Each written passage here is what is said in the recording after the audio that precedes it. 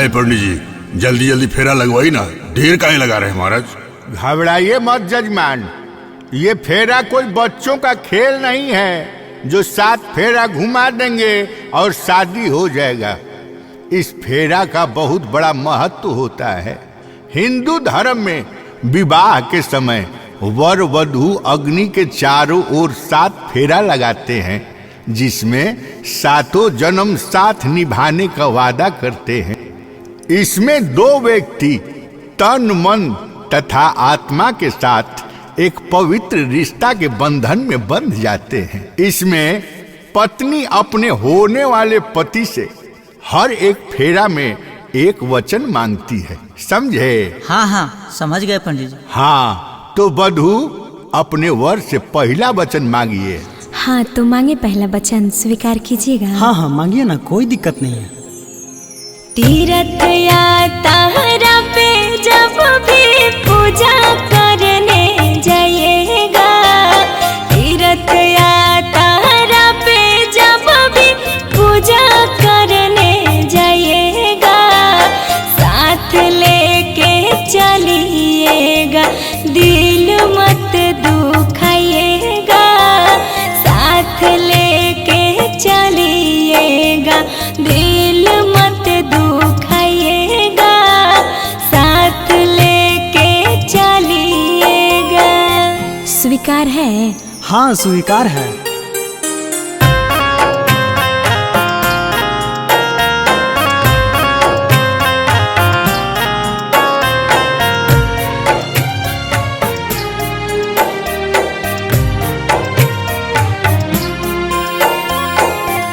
दूसरा वचन मांगे, सोच के बताइएगा और निभाना भी पड़ेगा, समझे?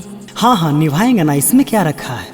जैसे अपने मम्मी पापा का करते हैं सम्मान जी, जैसे अपने मम्मी पापा का करते हैं सम्मान जी, वैसे मेरे मम्मी पापा का रखना होगा ध्यान जी, वैसे मेरे मम्मी पापा का रखना होगा ध्यान जी, वैसे मेरे मम्मी पापा का ध्यान रखिएगा, आप भेदभाव मत कीजिएगा। अरे पूरा ध्यान रहेगा, टेंशन मत लीजिए।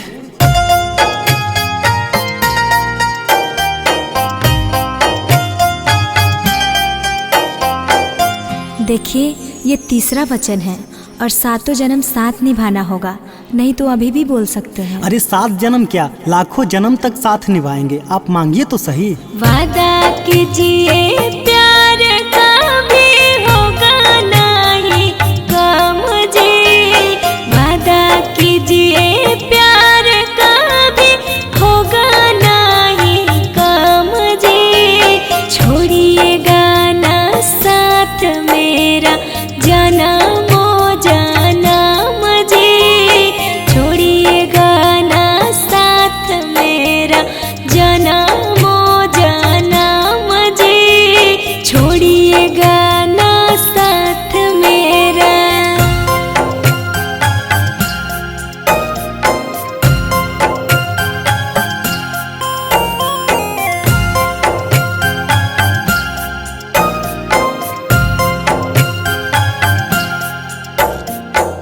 देखिए ये चौथा वचन है और इसमें सारा जिम्मेदारी आपको निभाना होगा। अरे जिम्मेदार तुम बचपने से हैं, आपको कुछ कमी होने देंगे तब ना।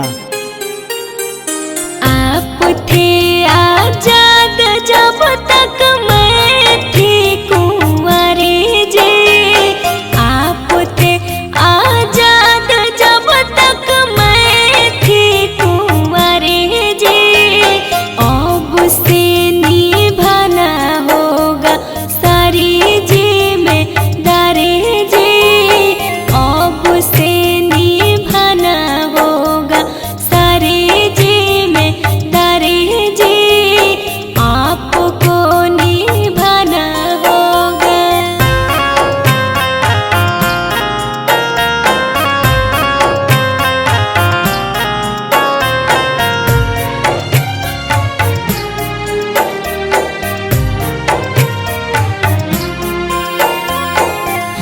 5वां वचन है और इसमें जो भी कमाइएगा, जो भी खर्चा कीजिएगा, सब सही सही बताइएगा, झूठ मत बोलिएगा। अरे आप ही को मालकिन बना देंगे, सारा हिसाब किताब रखते रहिएगा। कुछ भी कीजिएगा, छोटा बड़ा व्यापार जी, कुछ भी कीजिएगा, छोटा बड़ा व्यापार जी, मेरा भी रहेगा बराबर अधिकार जी, मेरा भी रहेगा बराबर अधिकार जी, मेरा भी रहेगा।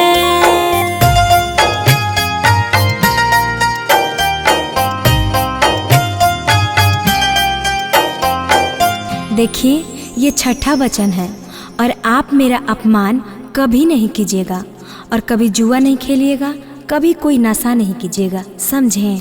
अपमान, वो भी आपका? ये तो कभी हो ही नहीं सकता है। और बात रहा जुआ और नशा का, तो ये सब मेरे खानदान में चलवे नहीं करता है। वादा कीजिए कभी मेरा अपमान नहीं करेंगे, वादा कीजिए कभी मेरा अपमान नहीं करेंगे, जुआ नहीं खेलेंगे, मद्यपान नहीं करेंगे, जुआ नहीं खेलेंगे, मद्यपान नहीं करेंगे, जुआ नहीं खेलेंगे।